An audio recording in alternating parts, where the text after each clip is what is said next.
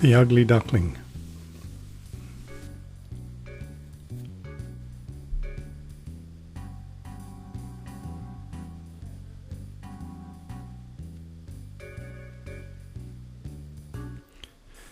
It was a golden afternoon in late summer. Near a big old house in the country, a mother duck had made her nest by the water. "These eggs are taking a long time to hatch," she sighed. She was lonely sitting there all by herself. The other ducks were too busy swimming around to come and chat with her.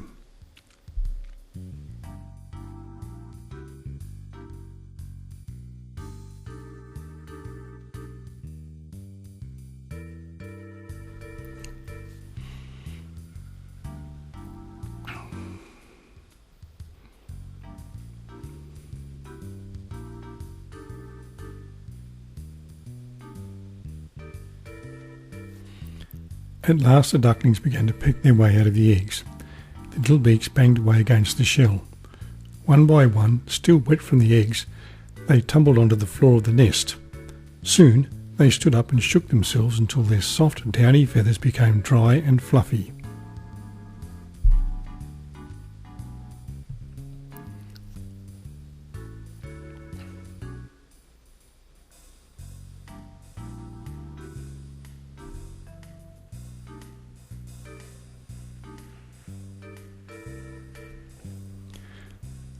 The little ducklings stared in wonder. "How big the world is," they chirped, and so it seemed after being inside an egg.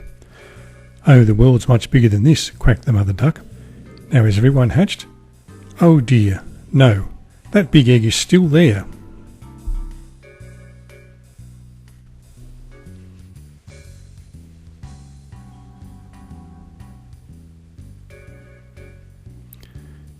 An old duck swam by and stopped to look. "That must be a turkey egg," she said. "I had one in my nest once. What a worry it was. The chick wouldn't go near the water however much I tried to push it. Just leave it alone. That's my advice." And she slowly swam away. "All the same, I'll sit on it a little longer," the mother duck thought to herself. Before long, the mother duck heard a tap-tap, and soon the new baby toppled out of the egg. "Chirp, chirp," it cried. The mother stared. "It certainly isn't a turkey," she thought, noticing the webbed feet, "but it's awfully big and ugly. Well, I'll just have to make the best of it."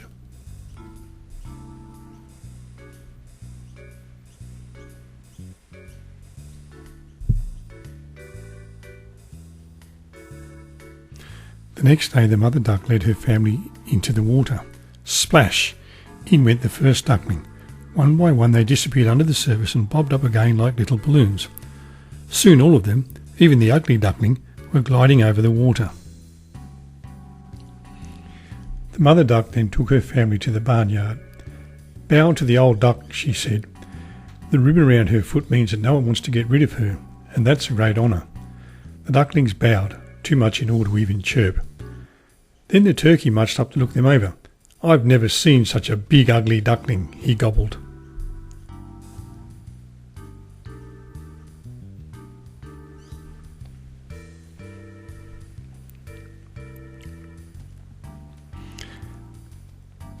That was the beginning of the duckling's troubles. Everyone was mean to him because he was so ugly. The other ducklings bit him and the hens pecked him. The poor duckling was heartbroken. As time went by, it just got worse. Everyone seemed to hate the poor duckling because he looked different. One day the ugly duckling couldn't stand it any longer.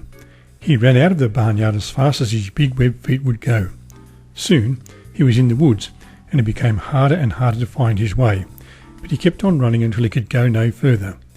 He found himself beside a great marsh where the wild ducks lived. There he lay, hidden under a bush, feeling very lonely and tired.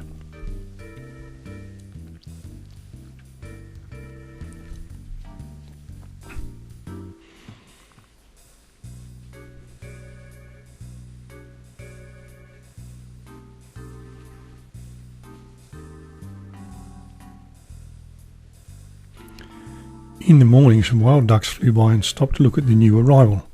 "Hello," they said. "Who are you?" "I'm a farm duck," said the ugly duckling. He stared at the wild ducks. who looked very different from those in the barnyard.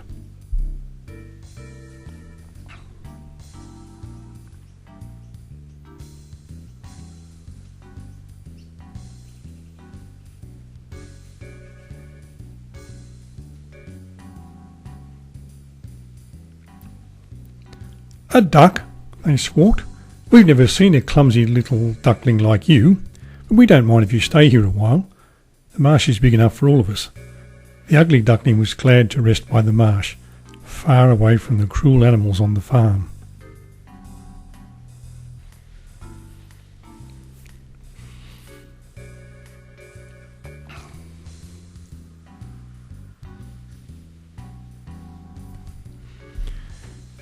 There was a chill in the air. The ugly duckling noticed that the trees were turning golden red.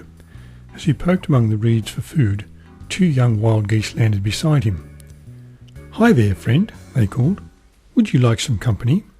We're flying to another marsh a little farther along, where there are lots of young geese like us." And up they flew once more.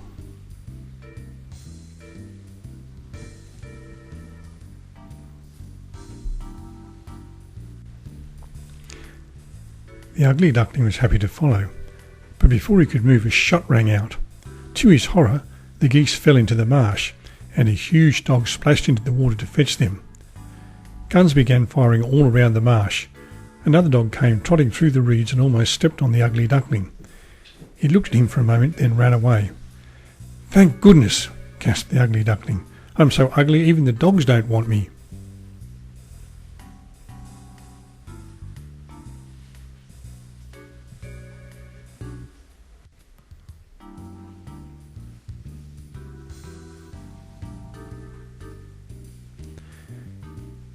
He lay perfectly still in the reeds the whole day long. Finally, as the sun began to set, the dogs disappeared and the firing stopped. The duckling scrambled onto the shore and hurried away through the woods. The wind was howling very hard as he stumbled along in the dark. Suddenly, he found himself standing in front of a tumble-down old cottage. A faint light was shining through the holes in the door. "I must get out of this wind," thought the duckling, so he squeezed through a hole and huddled in the corner for the night.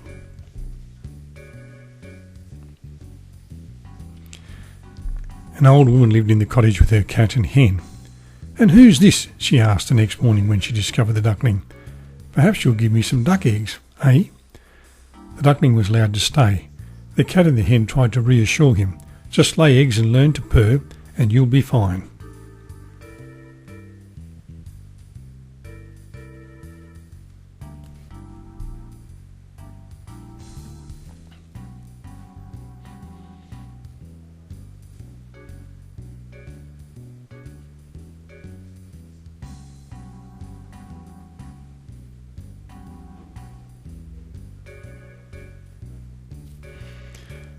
But the poor duckling could do neither of these things, so he sat sadly in the corner, remembering the joy of gliding over the water. At last, he said to the hen, "I want to go out into the wide world." "You're crazy," said the hen, "but I won't stop you."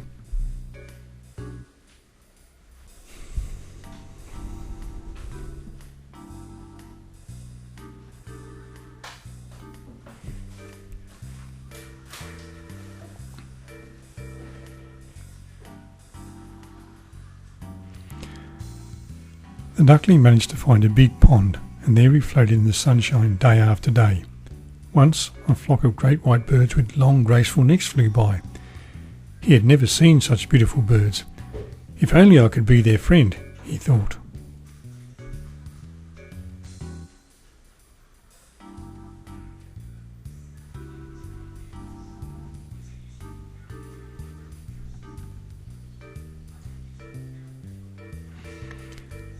The cold winter winds began to blow. The duckling had to paddle hard to keep the ice from forming. One morning his feet froze into the ice among the reeds. A passing farmer saved him. He took the poor bird back to his warm house, but later the farmer's children frightened the duckling. He flapped about the kitchen knocking things over, and when the door opened for a moment, out he flew.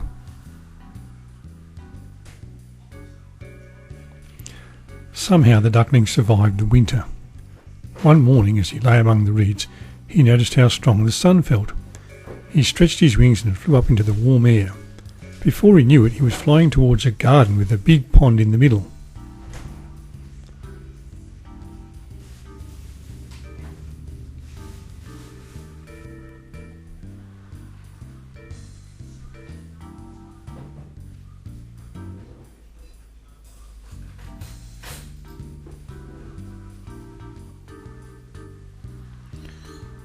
There he saw 3 beautiful white birds gliding gracefully over the water. They were swans, but he didn't know it. "I'll join them," he thought. "Perhaps they'll kill me because I'm so ugly, but I'd rather die that way than be pecked by hens." He glided over to the swans and bowed his head, and there, reflected in the water, was another beautiful swan.